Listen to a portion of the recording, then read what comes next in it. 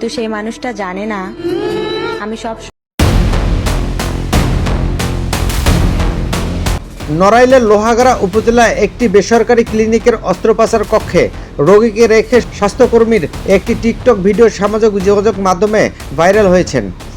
গতকাল বুধবার রাত থেকে অনেকে ভিডিওটি নিজেদের ফেসবুক প্রোফাইলে পোস্ট করে সমালোচনা শুরু হয়। বিষয়টি জানার পর আজ বৃহস্পতিবার সকালে অভিযান চালিয়ে ওই ক্লিনিকে অস্ত্রোপচার কক্ষ সিলগালা করেছেন উপজেলা স্বাস্থ্য বিভাগ। লোহাগাড়া উপজেলা স্বাস্থ্য ও পরিবার পরিকল্পনা কর্মকর্তা আবুল হাসনাত বলেন, ওই ভিডিওর মাধ্যমে রোগের গোপনীয়তা লঙ্ঘন করা হয়েছে। বিষয়টি নজরে আসার সঙ্গে সঙ্গে আমরা পদক্ষেপ নিয়েছি। ক্লিনিকটির অপারেশন থিয়েটারে সিলগালা করা হয়েছে।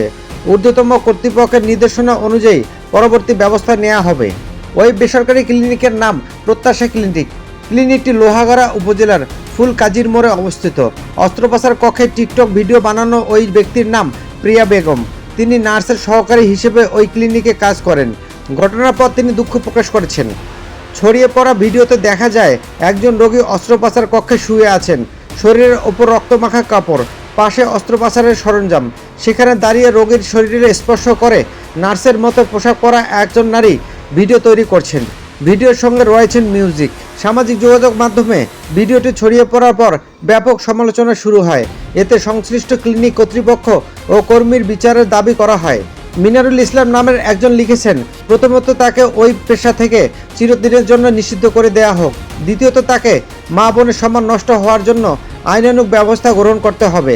তৃতীয়ত তাকে সহ ওই নার্সিং হোমের মালিককে আইনের আওতায় এনে বিচার করতে হবে। জানতে চাইলে অভিযুক্ত প্রিয়া বেগম ভিডিও করার অন্যায় হয়েছে বলে স্বীকার করেছেন। তিনি বলেন, আমি অন্যায় করেছি, আর কখনো করব না। ভিডিওগুলো ডিলিট করে দিয়েছি। প্রত্যাশা ক্লিনিকের মালিক মোহাম্মদ সেলিম বলেন, ওই কর্মী 2 থেকে 3 মাস আগে ক্লিনিকে যোগদান করেছেন। তার এ কাজের জন্য তিনি নিজেই লজ্জিত। এ ব্যাপারে তার কিছুই বলার নেই। এ বিষয়ে স্বাস্থ্য ও পরিবার পরিকল্পনা কর্মকর্তা আবুল হাসনাত বলেন, রোগীর গোপনীয়তা রক্ষা করার দায়িত্ব ছিল তাদের, অথচ রোগীর ভিডিও প্রকাশ করে ফৌজদারি অপরাধ করেছেন তিনি। ওই রোগী ও তার পরিবার চাইলে ভিডিও করা ব্যক্তির বিরুদ্ধে মামলা করতে পারেন।